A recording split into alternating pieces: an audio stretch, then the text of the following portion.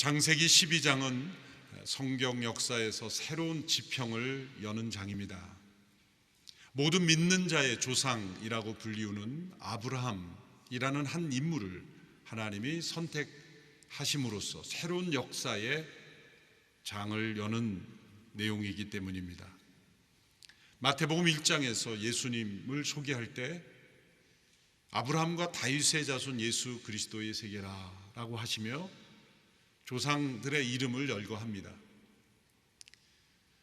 예수님을 이 땅에 오시게 한 통로가 된 육신의 조상을 열거하면서 특별히 아브라함과 다윗을 따로 떼어 먼저 언급하는 것은 이 두 인물이 하나님의 아들 그리스도께서 세상에 오시는 통로가 될 때 중요한 역할을 하고 쓰임을 받았던 인물이라는 뜻입니다. 그것은 두 사람이 위대한 업적을 또한 훌륭한 인격을 통해서 나타났다는 뜻이 아니라 그들을 부르신 하나님의 부르심이 다른 사람들과 다른 특별한 부르심, 하나님의 새로운 역사를 만드는 데 쓰임받은 부르심이라는 의미입니다.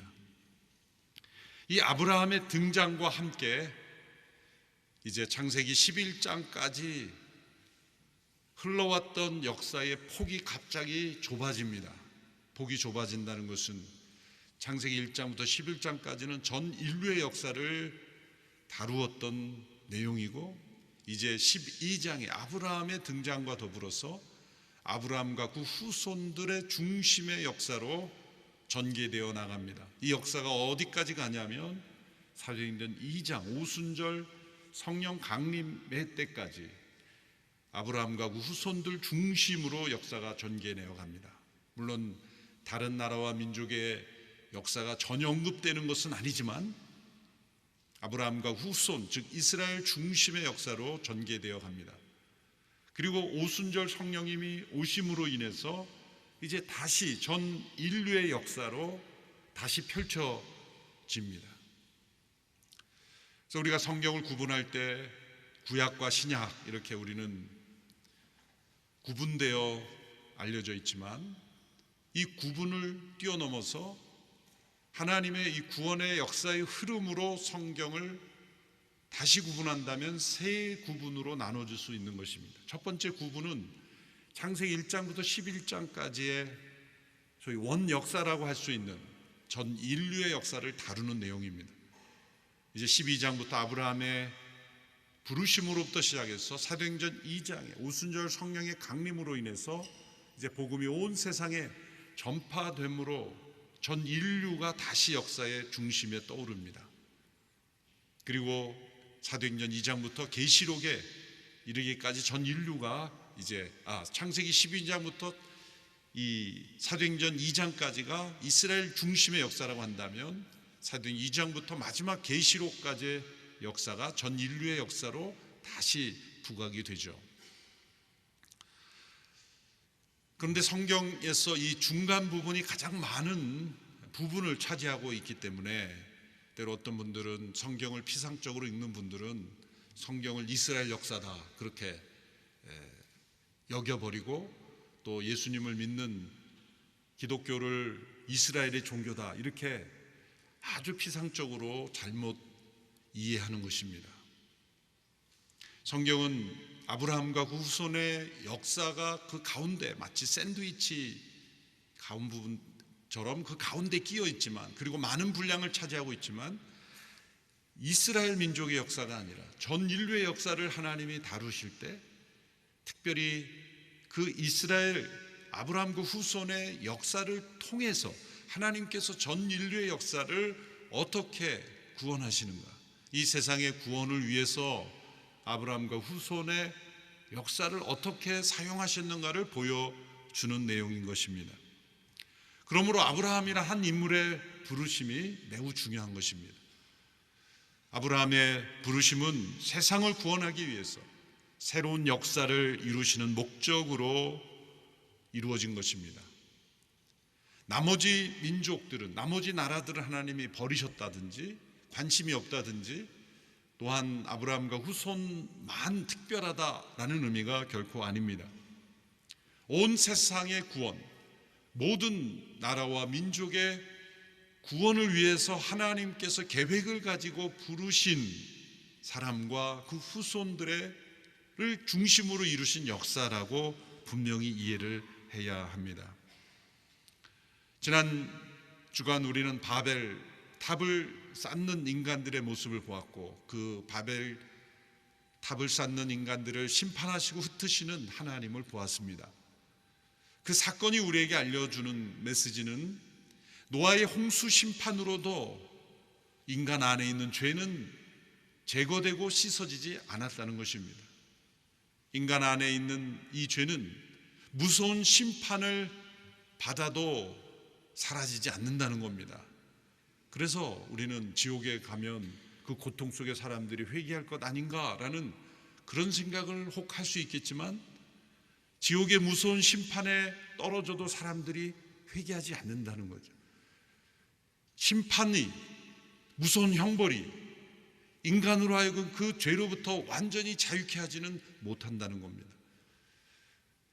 노아와 그 후손들이 방주를 통해 생존하였지만 그 후손들이 번져나감에 따라서 또다시 그 죄는 바이러스처럼 번져나갔고, 모든 사람들에게서 공통적으로 하나님 없는 세상을 꿈꾸는 바벨의 꿈이 나타난 것입니다.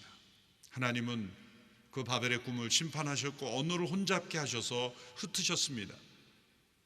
흩으시고 가만히 계시지 않았습니다. 11장 후반부에 이제 하나님께서 아브라함이라는 한 인물을 부르셔서 심판으로도 제거되지 않는 죄 가운데 있는 인간들, 오염된 이 세상을 구원하시기 위해 하나님이 어떤 일을 행하셨는가를 우리에게 보여주는 것입니다.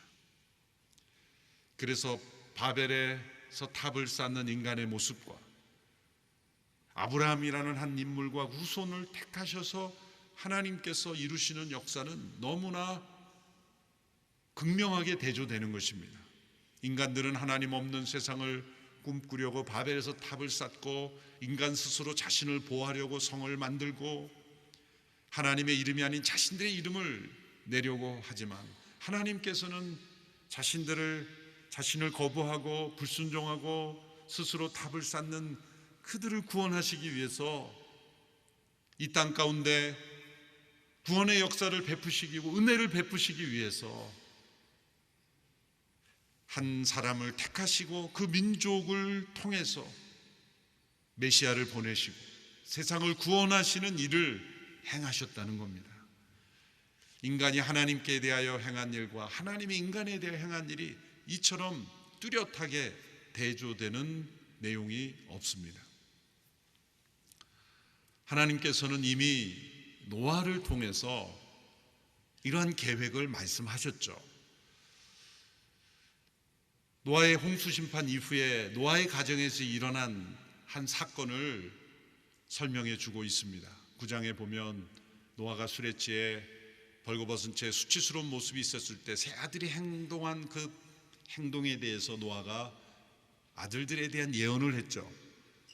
셈, 함, 야벳 세 아들의 미래에 대해서 예언을 했는데, 그것은 하나님께서 이제 이후에 행할 일을 예언하신 거죠.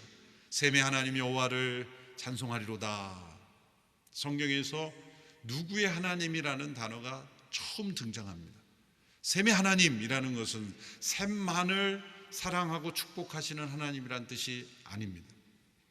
셈을 통해서 일하시며 셈을 통해서 하나님의 영광을 받기를 원하시는 하나님이라는 것입니다. 함은 그 셈의 종이 된다고 했고, 야벳도 창대하게 되지만 역시 셈의 장막 안에 거하게 된다. 이렇게 셈의 장막이 확대되면서 함과 야벳, 곧 모든 족속들이 다 셈의 장막 안에 머물게 된다라는 예언이었죠. 그러면 우리가 왜 아브라함이라는 인물인가? 아브라함이 셈의 후손이거든요. 창세기 11장 10절에 보면 셈의 후손은 이러합니다. 셈의 족보를 말합니다. 쭉 나가다가 그 다음에 11장 27절 오늘 본문의 시작에서 데라의 후손은 이러합니다. 그리고 쭉 나가다가 셈의 후손 중 데라의 후손 중 아브라함을 하나님이 부르신 것입니다. 하나님은 노아의 후손 중 셈, 셈의 후손 중 데라, 데라의 후손 중 아브라함을 부르셔서 심판으로도 제거되지 않는 죄 가운데 있는 인간들, 이 온 세상, 죄로 오염된 이 세상을 구원하시기 위해서 역사하심을 보여주시는 것입니다. 이미 노아의 입을 통해서 셈의 하나님을 찬송하고 또한 셈의 장막이 넓어진다고 말씀하셨는데 그것은 무엇일까? 그것은 셈이 이 땅에서 하나님의 복을 받아 잘 먹고 잘 살게 된다는 그런 의미가 아니라 이 셈의 장막이 넓어진다는 것, 그것은 셈의 후손인 아브라함을 통해서, 그리고 그 아브라함을 통해서 오실 예수 그리스도의 장막이 넓어지고 모든 나라와 족속이 그 예수 그리스도의 장막 안에 머물게 됨으로써 심판으로도 제거되지 않는 이 죄로부터 인간을 구원하시고 이 세상을 구원하시는 일을 하나님이 행하신다는 것을 이미 노아의 입을 통해 예언하셨습니다. 그리고 데라의 셈의 후손, 데라의 후손 아브라함을 하나님이 부르신 것입니다. 그러므로 이미 하나님께서 노아에게 주신 예언을 통해서도 모든 나라 민족이 하나님께 들어오는, 하나님의 복에 참여하고 하나님 나라의 백성이 되는 꿈을 하나님은 계속 말씀하셨고, 그것이 아브라함이란 한 인물을 통해서 구체적으로 나타나게 된 것입니다. 그러면 왜 아브라함인가? 라는 그런 질문을 던질 수가 있겠죠. 왜 셈이고 왜 데라이고 왜 아브라함인가? 그 사람에게서 다른 어떤 사람에게는 없는 특별한 자질, 특별한 능력, 그것이 있기 때문인가? 11장 후반에 나오는 그 족보는 인간에게 있는 어떠한 자질이나 능력, 특별한 어떤 매력 때문이 아니라는 것을 또 말씀하는 것입니다. 전적인 하나님의 은혜로운 선택이라는 것입니다. 왜 아브라함이란 인물이 그렇게 믿는 자의 조상이 될 수 있는가? 또 그처럼 중요한 역사에 부르심에 서 있을 수 있는가? 왜 아브라함이라는 인물인가? 라는 질문을 던질 때 오늘 본문에서 말씀하고 있는 것은 우리가 생각하는 그러한 대답이 아니라는 겁니다. 왜 아브라함입니까? 오늘 본문 11장 27절에서 31절까지 그 아브라함의 족보에서 말씀하고 있는 것은 도리어 우리가 12장 1절에 3절에서 받는 하나님의 약속과 정반대되는 조건이라는 겁니다. 이처럼 믿는 자의 조상이 되고 모든 나라의 축복의 통로가 되는 조상이 되는 부르심이라면 하나님을 잘 경외하는 사람이어야 되지 않겠습니까? 그런데 아브라함은 우상을 섬기는 그러한 가정에서 살았습니다.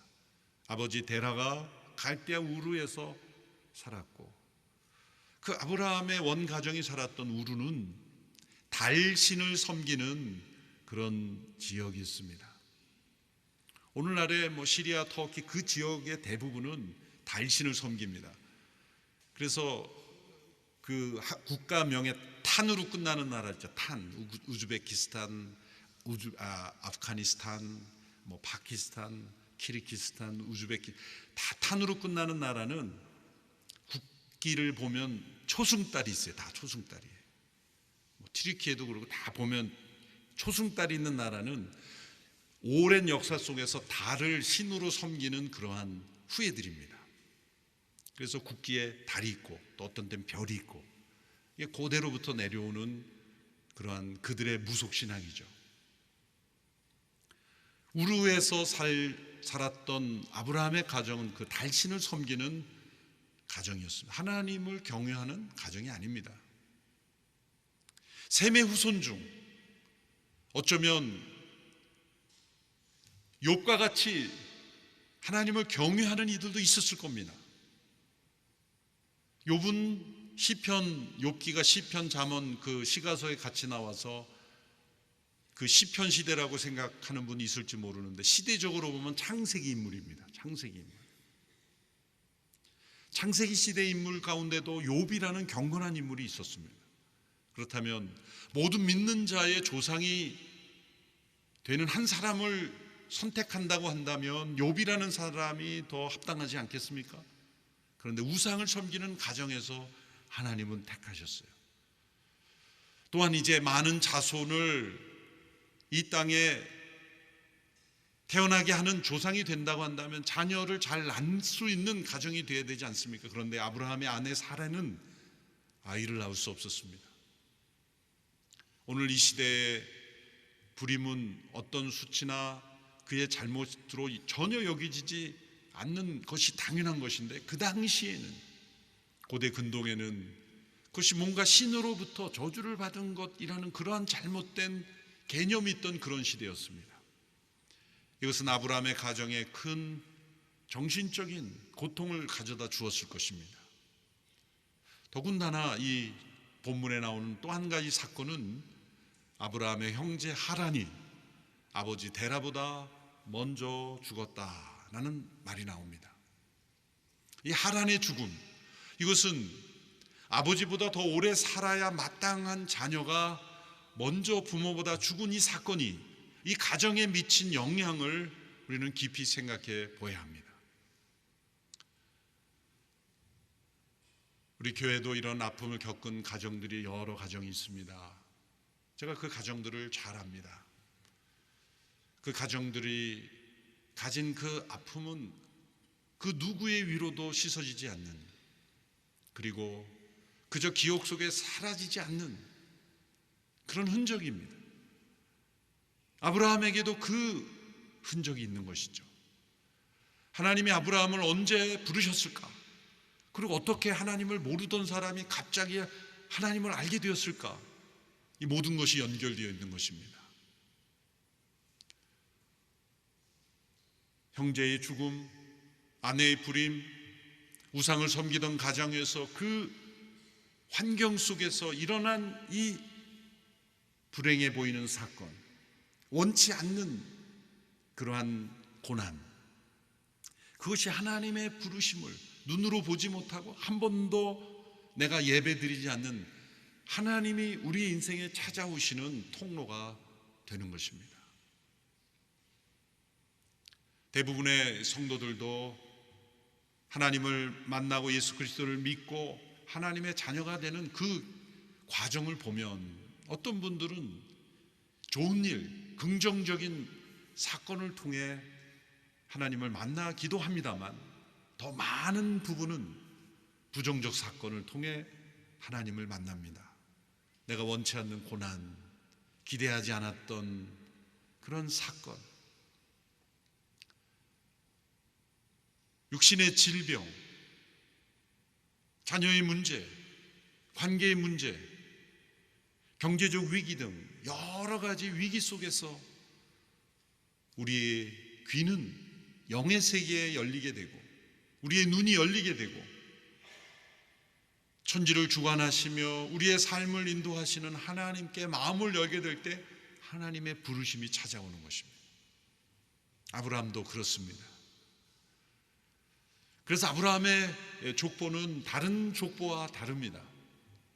우리가 성경에 나오는 족보를 보면 조금 모르는 이름 계속 읽으면 좀 왜 이렇게 내가 모르는 이름을 읽어야 되나, 전화번호도 아니고 내가 이렇게 읽기도 힘든 이름을 읽어야 되나, 그렇지만 매우 중요한 의미가 있는 겁니다. 성경에서 족보는 하나님께서 행하시는 중요한 터닝 포인트가 되는 그런 인물을 소개하려고 할 때 그 족보가 나옵니다. 그래서 11장에 나오는 족보는 셈의 후손 중 아브라함을 하나님이 택하셨다. 그것은 노아에게를 통해 하나님 말씀하신 게 연계해서 지금 하나님이 행하신다는 거예요. 그래서 우리가 성경을 읽을 때는 짝을 잘 맞추는 지혜가 필요합니다. 하나님이 앞서 누군가에게 하신 말씀이 누구에게서 이루어지고 또 그 이루어진 것이 또 다른 역사에서 어떻게 나타나는지를 계속해서 연결해 가서 읽는 지혜가 필요합니다. 거기 하나님의 놀라우신 위의 이야기가 나오고 위대한 구원의 드라마가 완성되어 가는 것을 우리가 볼 수가 있기 때문입니다. 오늘 본문에서 아브라함이 그러한 환경, 그러한 상황에서 부르심을 받았다는 것, 놀랍게도 그것은 이제 12장 1절 3절에서 그 아브라함에게 주시는 약속과 아브라함의 형편은 정반대였다는 거죠. 모든 조건이 복의 근원이 되려면 하나님을 경외해야 되지 않습니까? 그러나 우상을 섬기고 있었습니다. 그의 후손이 장대케 되려면 자녀를 잘 많이 낳을 수 있는 가정이 되지 않습니까? 그러나 그 가정은 자녀를 낳을 수 없었습니다. 모든 환경이 정반대였습니다. 그러므로 아브라함이 그런 사람인 줄 모르고 부르신 것이 아니라 그런 상황 가운데 있는 사람을 부르신 것입니다. 하나님의 부르심은 우리의 능력을 뛰어넘는 겁니다. 나의 선택보다 더 큰 것이 하나님의 부르심입니다. 내가 할 수 있느냐 없느냐의 문제가 아닙니다. 내가 하고 싶으냐 하기 싫으냐의 문제가 아닙니다. 하나님의 부르심은 거부할 수 없는 것입니다. 하나님의 부르심은 내가 원치 않아도 결국 하게 되는 것입니다. 내가 할 수 없는 것도 결국 하게 되는 것입니다. 여러분이 믿지 않으실지 모르지만 제가 어렸을 때 제일 두려워하기 싫은 것 중에 하나는 사람 앞에서 말하는 것. 근데 지금은 마이크만 주면 시간이 부족할 정도가 됐어요. 어떤 선천적인 능력, 자기가 하고 싶은 것, 그것과 정반대로 하나님은 부르셔서 하시는 의도가 뭘까요? 그것은 전적인 하나님의 능력과 은혜와 하나님의 영광을 위해서 나타내기 위해서라면, 만일 욥과 같은 사람을 부르셔서 많은 자손을 창대하게 한다고 약속을 주셨으면 원래 그 가정은 자녀를 많이 낳는 가정인데요, 그 욥의 능력으로 그렇게 여겨질지 모르겠습니다. 그러나 아브라함이기에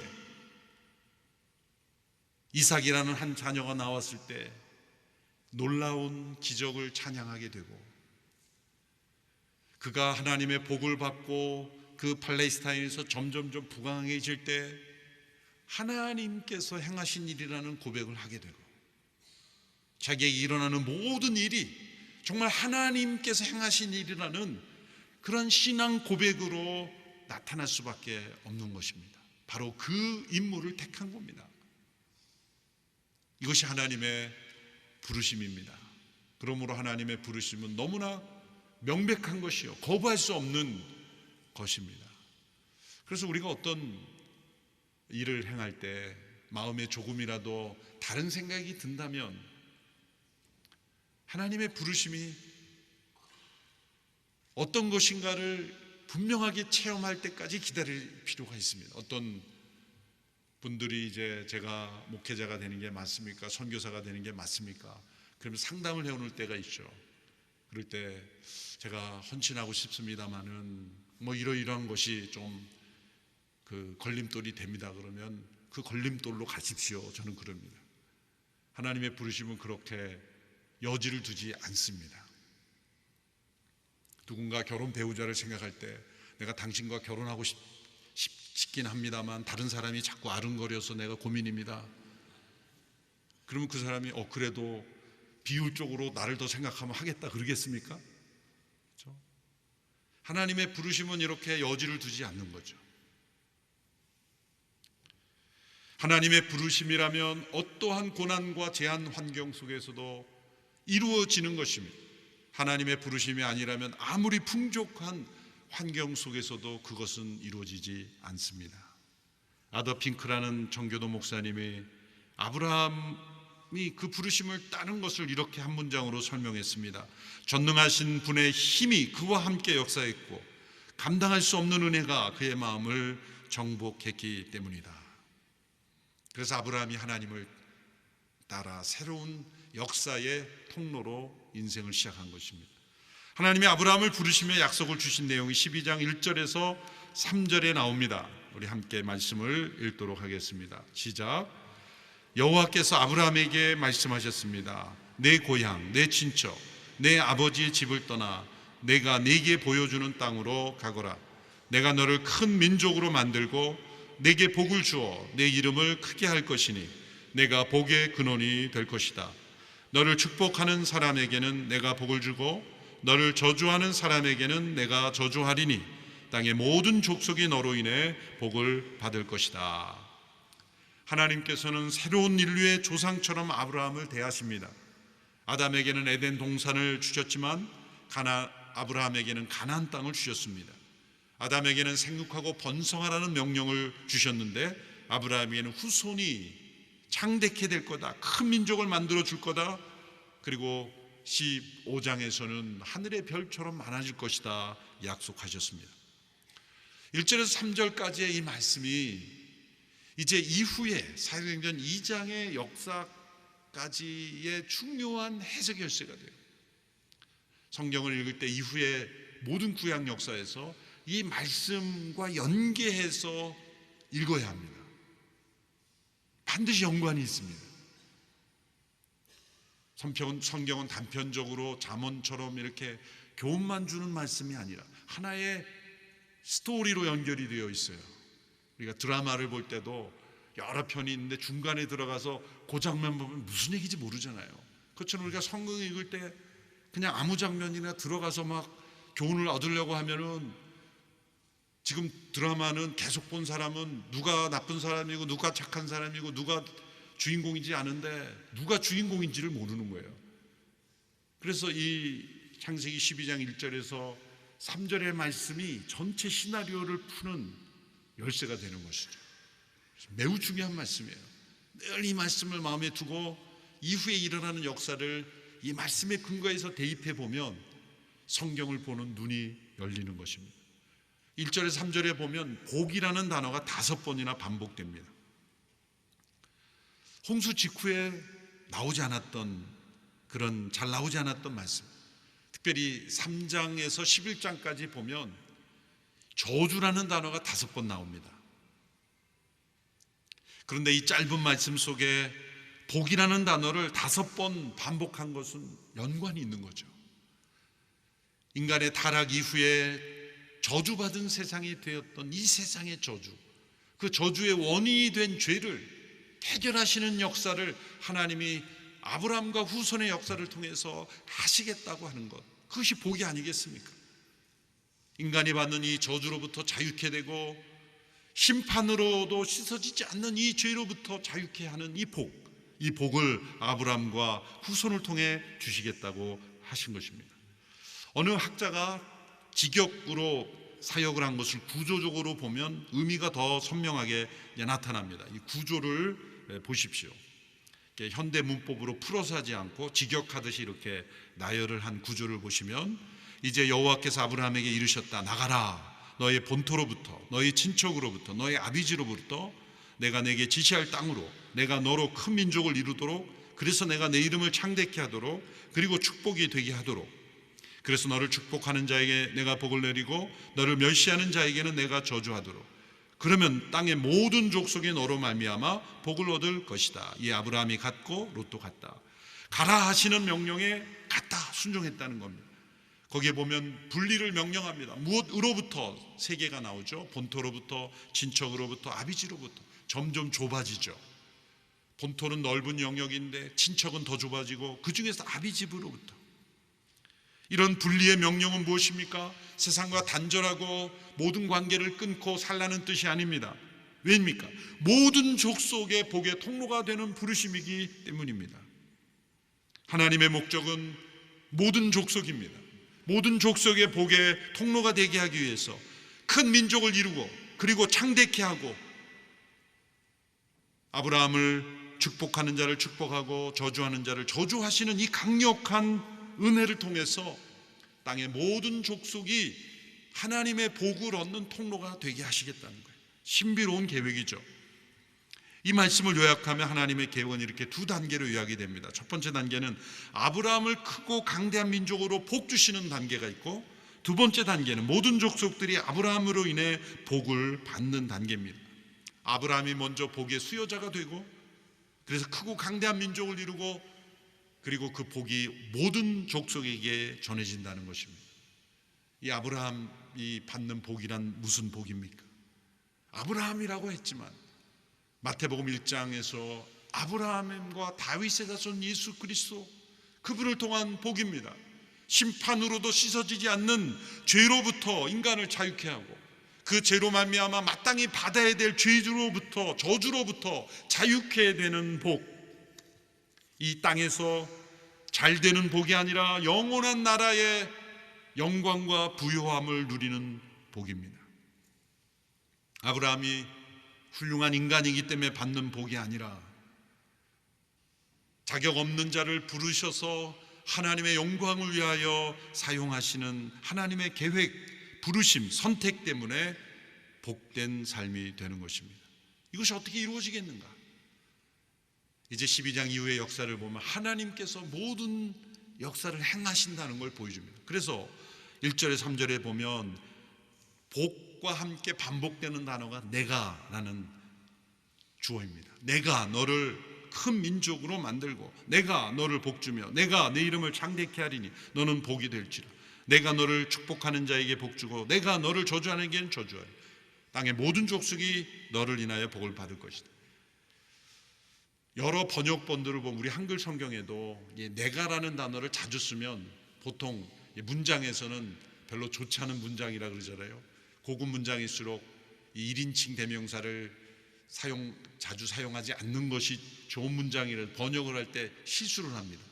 히브리어에 보면 내가라는 단어를 귀찮을 정도로 반복하고 있어요. 강조하는 거죠. 강조하는 겁니다. 그래서 다른 나라로 번역할 때 이렇게 많이 쓰는 거는 별로 좋은 번역이 아니야. 그리고 이런 현대 문장론으로 그치해서 번역을 하면 이건 실수하는 거예요. 가끔 그런 실수를 하는 번역들이 있죠. 내가를 왜 강조합니까? 아브라함의 능력이 있어서, 그 후손들의 능력이 있어 이런 일이 이루어지지 않는다는 겁니다. 하나님의 전적인 능력으로 이 일이 이루어진다는 것. 그것은 오직 하나님의 전적 은혜로, 그분의 능력으로 우리가 죄로부터 자유케 되며 영원한 나라의 복을 누릴 수 있게 된다는 것을 강조하고 있습니다. 하나님께서 부르심을 따라 아브라함이 따라갔을 때, 본토 친척 아비집을 떠나 이제 보여주시는 땅으로 갔을 때, 이제 12장 7절에 보면 내 자손에게 이 땅을 주겠다, 이 땅을 주겠다. 하나님께 주신 그 땅은 어떤 땅입니까? 지금의 팔레스타인 땅이죠. 동쪽으로는 바벨론과 페르시아, 남쪽으로는 이집트, 북쪽으로는 그리스, 서쪽으로는 로마가 있는, 그 당시에 이미 고대 문명이 다 둘러싸여 있는 그 중간의 땅, 어떻게 보면 주목받지 못하는 땅이에요. 사람들이 보기에 좋은 땅이 아닙니다. 그 당시 사람들을 볼 때는 버려진 땅이요, 주목받지 못하는 팔레스타인의 작은 땅입니다. 하나님은 그 땅에서 아브라함을 부르셔서 그 땅에서 태어나는 약속의 자녀들을 통해 결국 메시아를 세상에 보내시고 온 세상이 주목하는 하나님 나라의 역사를 이루셨다는 것입니다. 아브라함이 그 땅에서 하나님께 제단을 쌓고 예배를 드립니다. 그것은 하나님의 부르심을 따르는 자들에게 마땅한 있어야 될 반응이에요. 하나님의 부르심은 처음부터 끝까지 우리 인생의 모든 것을 청사진처럼, 설계도처럼 그렇게 우리에게 주시지 않습니다. 한 걸음 한 걸음 부르심을 따라 가야 되는 거예요. 거기에 반드시 필요한 것이 예배의 자리입니다. 우리는 한 걸음 순종하며 나갈 때 그 이후에 부르심이 또 나타납니다. 또 한 걸음 순종할 때 그 이후에 비전이 발표됩니다. 하나님께서 아브라함을, 그래서 12장 13장, 14장, 15장 계속해서 장마다 구체적인 사건에 나타나셔서 말씀하시고, 그때마다 아브라함은 예배의 자리로 나아가서 이후에 부르심을 따라 계속해서 걸어가는 장면들이 우리에게 펼쳐집니다. 이제 새로운 역사를 향한 하나님의 부르심이 아브라함에게 임하였습니다. 아브라함이 그 믿음으로 부르심과 함께 여행하였습니다. 이제 아브라함의 이 부르심과 함께 우리가 여행할 때 예수 그리스도 안에서 우리에게 주신 하나님의 부르심이 얼마나 크고 놀라우신 건가를 우리가 앞으로 발견해가는 우리 모두가 되기를 축원합니다. 기도하겠습니다.